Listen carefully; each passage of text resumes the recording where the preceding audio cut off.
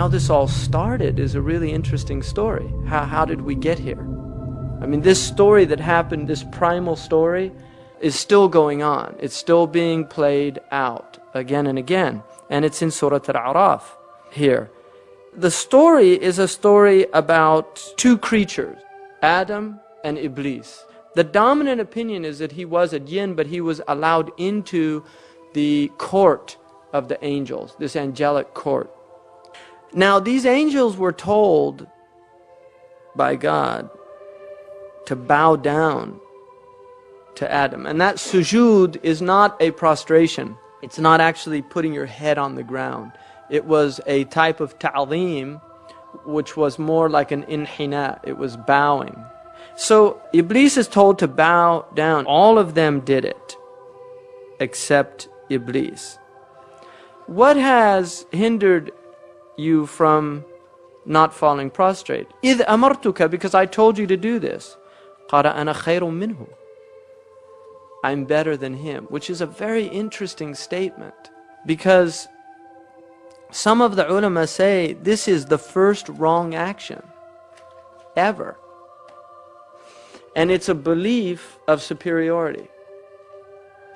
It's a belief of superiority of another creature. So he said, I'm better than him. And then, خَلَقْتَنِي مِن نَارٍ. Then he gives the reason. This is his logic of why he is superior. You created me from fire, وَخَلَقْتُهُ مِن طِينٍ. And you created him from earth and water. I'm fire and air. He's earth and water. I'm better than him. What was the superiority here? What superiority did he see? Material, right? It's medda.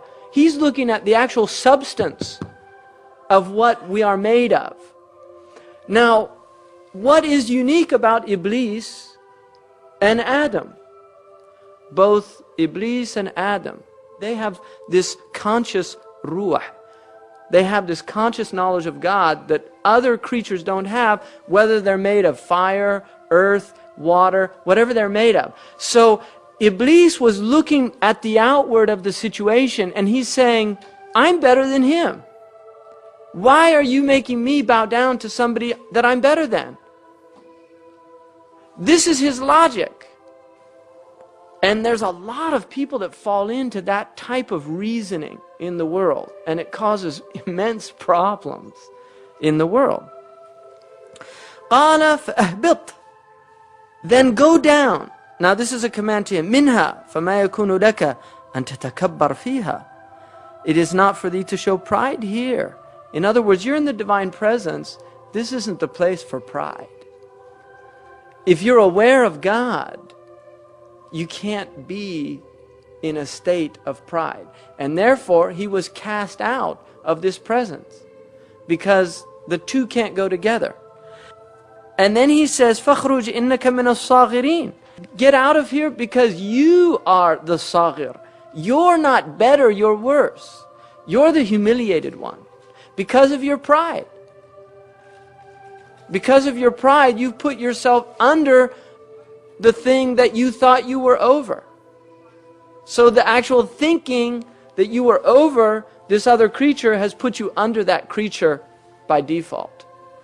So go out. His kufr is called kufr al-isyan. It's the disbelief of disobedience. And then he says, قَالَ أَنظُرْنِي أَنظِرْنِي إِلَى يَوْمِ يُبْعَثُونَ. Give me some reprieve. قَالَ إِنَّكَ مِنَ الْمُنظَرِينَ. You've got this reprieve. قَالَ فَبِمَا أَغْوَيْتَنِي. This is really key here. بِمَا أَغْوَيْتَنِي, now, because you led me astray. Right? So he's blaming, now he blames Allah. This is the beauty of Iblis. Look at this foolish intellect. First, he says, why didn't you do it? And he says, because I can't do that, I'm better than him. Then he says, Bima aghwaytani, you made me go astray by telling me to do it in the first place. Because I couldn't do it, you said do it. And so it's your fault. It's not my fault, it's your fault. See, he's blaming God for his problems. بِمَا أَغْوَيْتَنِي لَأَقْعُدَنَّ لَهُمْ صِرَاطَكَ الْمُسْتَقِيمَ. I will now lurk in ambush for them. In other words, these humans. Because you told me to do this thing. So it's both of your faults. You told me to do something that I couldn't do. And the reason I couldn't do it is because he wasn't worthy of it. So he's got two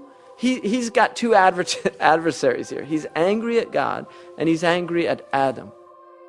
And then he says, ثُمَّ لَأَتِيَنَّهُمْ مِنْ بَيْنِ أَيْدِيهِمْ, and I will come upon them from before them, وَمِنْ خَلْفِهِمْ, and behind them, وَعَنْ أَيْمَانِهِمْ, and to their rights, وَعَنْ شَمَائِلِهِمْ, and to their lefts, وَلَا تَجِدُ أَكْثَرَهُمْ شَاكِرِينَ, and you will not find most of them filled with gratitude. So this is important too, because what Iblis has set out to do now is show that they're ingrates.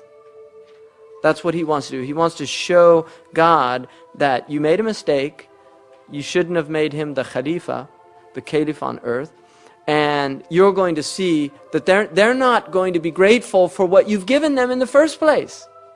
And so it's very interesting, this story, because what it's telling us is that if you place God in his right position and you place yourself in your right position, which is that you see God over you and you're under, in prostration, in this state of submission, shaitan has no access. When does shaitan flee according to the hadith? When you're in sajda. Because he can't bear that. Humility before God. And then Allah again, قَالَ خُرُجْ مِنْهَا مَذْءُومًا مَدْحُورًا. He banished him again, degraded, banished. And then he says that whoever follows you, لَمَنْ تَبِعَكَ مِنْهُمْ لَأَمْلَأَنَّ جَهَنَّمَ مِنْكُمْ أَجْمَعِينَ. I'm going to fill Jahannam with them. Those people that follow you, you're their imam. And you're headed to that place, so you're going to take them with you. So if you take him as an imam, that's where he's taking you. So Allah gave him the ability to go into our bodies and play with our minds, to be able to so inconspicuously sound in our mind as if it is our own deep thoughts, but it is actually shaitan saying his worst and evil words into our mind, whispering into our ears. And then shaitan said,